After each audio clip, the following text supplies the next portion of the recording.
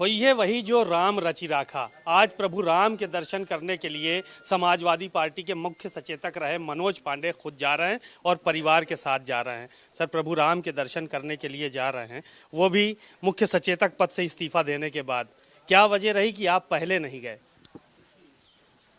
यदि कोई पद, कोई कुर्सी, कोई मुकुट मनोज पांडे को प्रभु राम के दर्शन के लिए रोके, मैं उस जीवन को नहीं एक सेकंड जीना चाहता हूं जो हमारे और भगवान प्रभु राम के बीच में दूरी और दीवार बनने का काम करे। मुख्य सचेतक जैसे पद नहीं, इस तरह के 1000 पद को मैं लात मार दूंगा जो भगवान प्रभु राम से हमको मिलने के लिए, उनके श्री चरणों के दर्शन के लिए हमको रोकने का काम करे। और फिर आपने तो एक अच्छा दोहा सुना है और मैं भी आपको सुना रहा हूं कि प्रवेश नगर की जय सबका जा, हृदय राखी कौशल पूरी राखा। एक सवाल और था मनोज पांडे जी, आपसे जो है वो एक सवाल और था, जवाब दे दीजिए। क्योंकि ये देखा जा रहा है कि तमाम लोग जो है वो रामचरितमानस पे टिप्पणी किए, आपने जैसे कल बताया कि टिप्पणी हुई और इससे आप आहत थे। तो ये चुनाव के वक्त क्यों आहत हुए? उससे पहले आपको इस्तीफा दे देना चाहिए था। आपने शायद गौर नहीं किया और आप इसके गवाह हैं। आपकी सम्मानित चैनल ने, जो उत्तर प्रदेश का एक बहुत बड़ा चैनल है, उत्तर प्रदेश के बहुसंख्यक लोग आपके चैनल को देखते हैं और आपकी ईमानदारी की प्रशंसा करते हैं, मैं भी करता हूं। उसमें मनोज पांडे 2 दर्जन बार से ज़्यादा और विभिन्न मंचों से बिना किसी चोरी के, बिना किसी छिपे हुए इन गलत चीज़ों का लगातार विरोध हम करते रहे हैं। और मैंने कहा कि मुझे कोई पद ऐसा नहीं चाहिए, ऐसे कोई हमको वैभव नहीं चाहिए जिसके बीच में भगवान राम को दूरी बना करके काम किया जाए।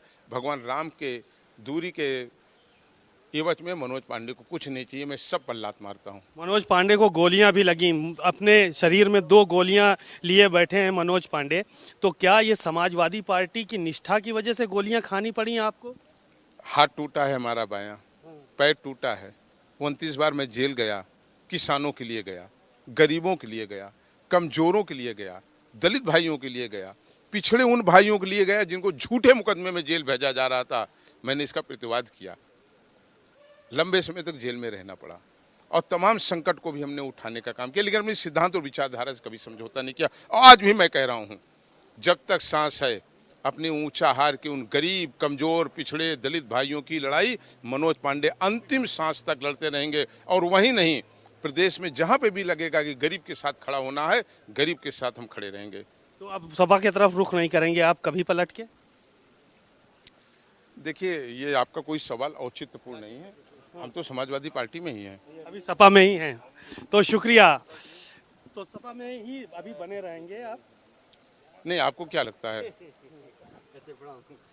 चलिए, मनोज पांडे जी हैं और समाजवादी पार्टी में कह रहे हैं कि हम बने रहेंगे और औचित्यपूर्ण सवाल ये नहीं है कि समाजवादी पार्टी मैंने छोड़ी है। बहरहाल दर्शन करने के लिए वो जा रहे हैं परिवार के साथ और अयोध्या जाएंगे, वहाँ पर दर्शन करेंगे। और उन्होंने बहुत सारी बातें कही हैं, साफ तौर पर इस बात को कहा है कि अगर मुख्य सचेतक जैसी कुर्सी को भगवान राम के लिए छोड़ना पड़े तो कोई बात नहीं है, हम इस तरह की कुर्सियां छोड़ने के लिए का तैयार हैं। पूरे परिवार के साथ वो अब यहां से निकल रहे हैं। बहरहाल आने वाले वक्त में जो है वो मनोज पांडे कहाँ होंगे ये तो बात की बात है, लेकिन फिलहाल वो समाजवादी पार्टी के नेताओं से मुखर हैं। कैमरामैन पंकज निगम के साथ सीमाब नकवी, भारत समाचार, लखनऊ।